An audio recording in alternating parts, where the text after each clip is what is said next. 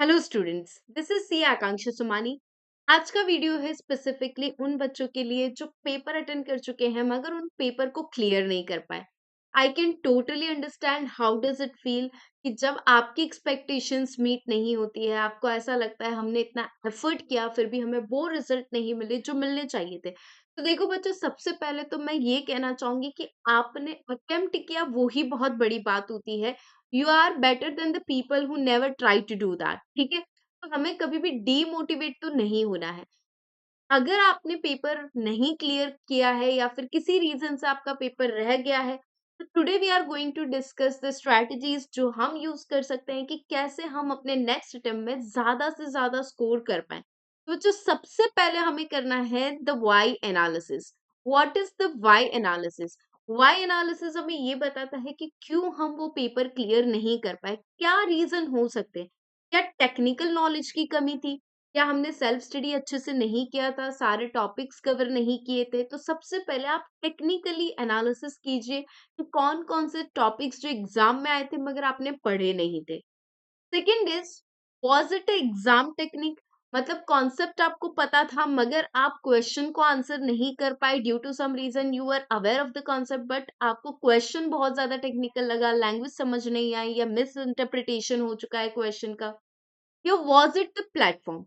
Platform में भी बहुत सारे बच्चों का ऐसा होता है कि जैसे क्लासेस में आप आंसर बता देते हो, ओरली बता देते हो, रिटन फॉर्म में बता देते हो, बट क्योंकि हमारा एसीसीएस कंप्यूटर बेस्ड एग्जाम्स होते हैं, तो वहां पे क्या आप एक्सेल वर्ड पे मैनेज नहीं कर पाए, लिख नहीं पाए, सॉल्व नहीं कर पाए? क्या ऐसे किसी रीजन के कारण आप एग्जाम क्लियर नहीं कर पाए?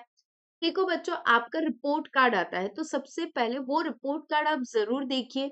चेक कीजिए कि कौन से सेक्शन में आपकी परफॉर्मेंस वीक रही। Section A, section B, section C, तीनों हमें अच्छे से चेक करने हैं कि हमारे कौन कौन से वीक एरियाज रहे, कहाँ पे हमारा आंसर गलत हुआ, क्या रीजन से गलतियां हुई। ये सारी चीजें एनालिसिस करना इंपॉर्टेंट है क्योंकि जब खामियां पता चलेगी तभी तो हम उन्हें इम्प्रूव कर पाएंगे।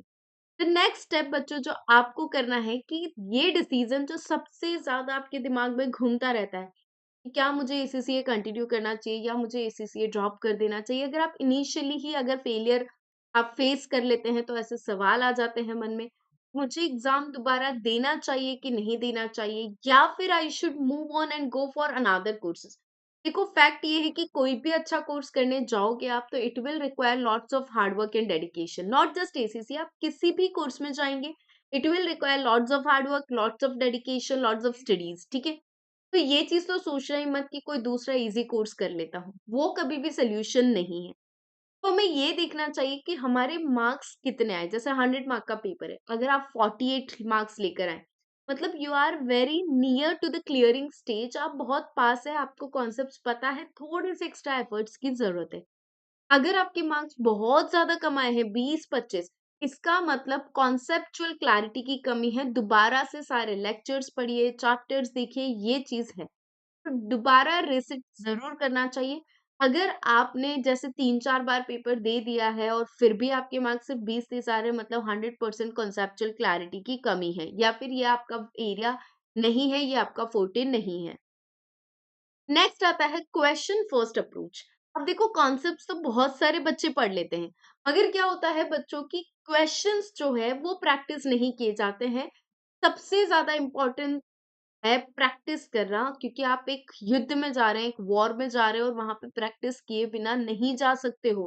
प्रैक्टिस प्लेटफॉर्म के क्वेश्चन, स्टडी हब के क्वेश्चंस, आपके क्वेश्चन बैंक के क्वेश्चन, सारे क्वेश्चन सॉल्व करो। ज्यादा से ज्यादा सॉल्व करो, जितना ज्यादा पॉसिबल है प्रैक्टिकल अप्रोच फॉलो करो। कॉन्सेप्ट पढ़ने के साथ साथ क्वेश्चन सॉल्विंग अप्रोच होगी तो ही हमारा पेपर क्लियर होगा। Last but not list, the mindset shift. कभी कभी ऐसा होता है कि एक बार हम फेल हो जाते हैं ना तो हमें ऐसा लगता है कि हम तो जिंदगी से ही हार गए हैं, we can't do anything else now. ऐसा नहीं है, life gives you many opportunities.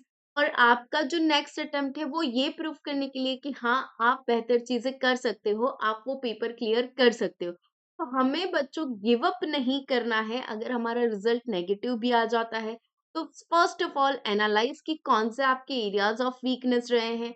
Second चीज, आप ये चेक कीजिए कि आपका स्कोर कहाँ पे आया है। अगर 20-25 से भी कम है मतलब कॉन्सेप्ट्स दोबारा पढ़ने हैं। अगर 48 49 जितना आपका स्कोर है, मतलब कॉन्सेप्ट्स पता थे मगर हम क्वेश्चन सॉल्व नहीं कर पाए। Third thing is question practice. जब आप सेकंड टाइम पढ़ रहे हो तो कॉन्सेप्ट से ज्यादा आप क्वेश्चन सॉल्विंग पे फोकस कीजिए, मॉक टेस्ट दीजिए। आप जितने ज्यादा क्वेश्चन प्रैक्टिस करोगे उतना ज्यादा आप कॉन्फिडेंट बनोगे। माइंडसेट हमारा हमको चेंज करना पड़ेगा। अगर हम यही माइंडसेट लेकर बैठेंगे कि नहीं मुझसे नहीं हो पाएगा तो हम नहीं कर पाएंगे, we need to change our mindset for sure. कि एक बार गिरे हैं मगर दोबारा उठेंगे और इतना ऊंचा उठेंगे कि पूरी दुनिया देखेगी, तो उस माइंडसेट से हमें चीजें करनी है। All the best my dear students, never ever give up and always think ahead, you will definitely get your journey. आपकी जर्नी डेस्टिनेशन तक पहुंच जाएगी। All the best once again, thank you students.